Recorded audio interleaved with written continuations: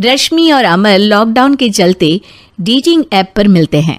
उसी बीच उनकी बॉन्डिंग बहुत अच्छी बन जाती है और दोनों एक दूसरे से प्यार करने लगते हैं। बस लॉकडाउन खत्म होते ही चट मंगी पट शादी। उससे पहले घर में बात तो कर लो। अरे माँ पापा कभी मना नहीं करेंगे। अमर की बात सुन रश्मि खुश हो जाती है। ऐसे ही दिन बीतते हैं और देखते ही देखते लॉकडाउन खुल जाता है, जिसके अगले ही दिन अमर अपने परिवार के साथ रिश्ता लेकर रश्मि के घर पहुंच जाता है। अभी लॉकडाउन खुला ही है और कोरोना तो खत्म भी नहीं हुआ, इसलिए ज्यादा कुछ ना करके अगले कुछ दिनों में छोटे फंक्शन के साथ शादी कर लेते हैं। अमर के पापा की बात पर सब सहमत हो जाते हैं। कुछ दिन बाद दोनों की शादी हो जाती है और रश्मि अपने ससुराल पहुंच जाती है।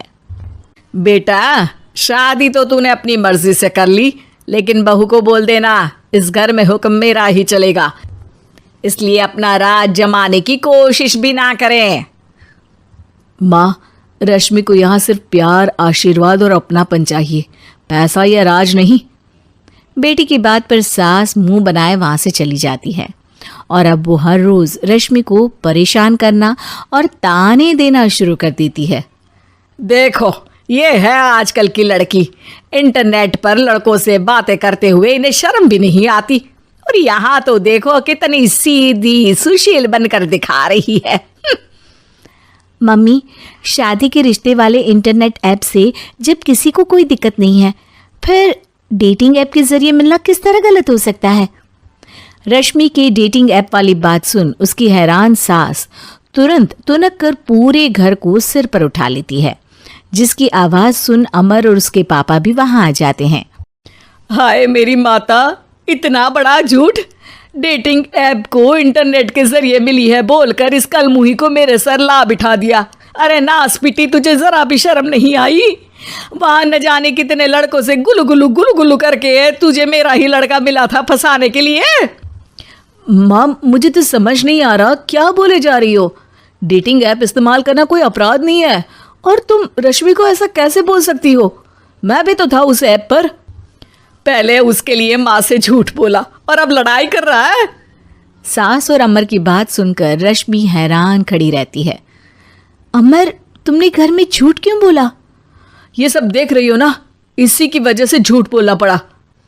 एक तरफ अमर और रश्मि की ये बात चल रही होती है, वहीं दूसरी तरफ सास का नॉन स्टॉप क्लेश सबको परेशान कर देता है। सब एकदम चुप, जो हुआ सो हुआ, अब मुझे कुछ ना सुनाई दे।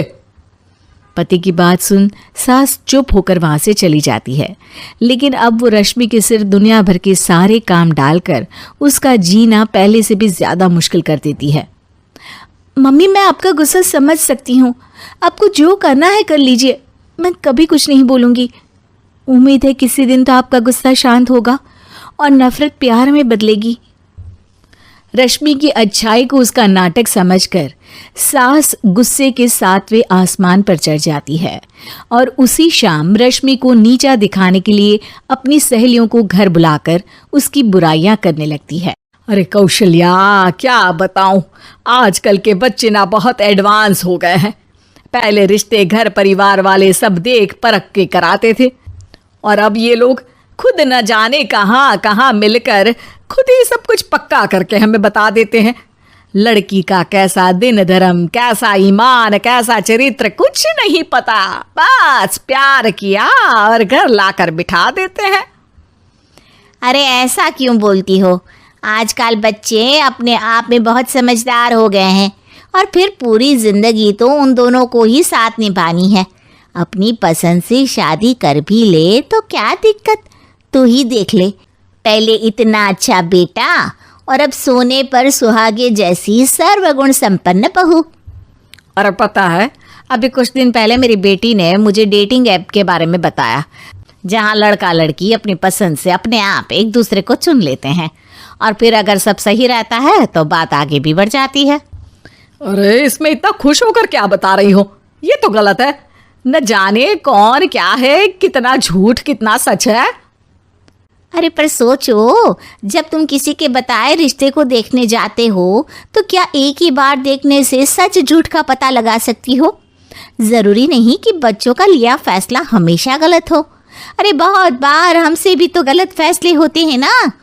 अच्छे बुरे लोग तो हर जगह मिल सकते हैं, फिर इसमें सिर्फ बच्चे ही गलत कैसे? सहेलियों की बात सुन सास सोच में पड़ जाती है और इसी तरह कुछ दिन बीत जाते हैं, जिसमें ना तो वो रश्मि को परेशान करती है और ना ही कोई ताना सुनाती है, जिसे देख रश्मि परेशान हो जाती है। मम्मी, आपकी तबीयत तो ठीक है ना? कुछ दिनों से देख रही हूँ आप मुझे कुछ बोलती ही नहीं। तो मेरा परेशान करना ज्यादा अच्छा लगता है क्या? नहीं, आपकी शांति उससे ज्यादा परेशान कर रही है। शांति इसलिए है क्योंकि मुझे एहसास हो गया है कि गलत तुम लोग नहीं, मेरी सोच है। प्यार तो एक सुंदर एहसास और शादी खूबसूरत साथ है। अगर ये साथ सच्चा है तो कहीं पर भी किसी भी तरह जुड़ा हो, उससे कोई फर्क नहीं पड़ता। आप कौन है? इतनी अच्छी बातें मेरी पत्नी तो नहीं बोल सकती। क्या आप भी?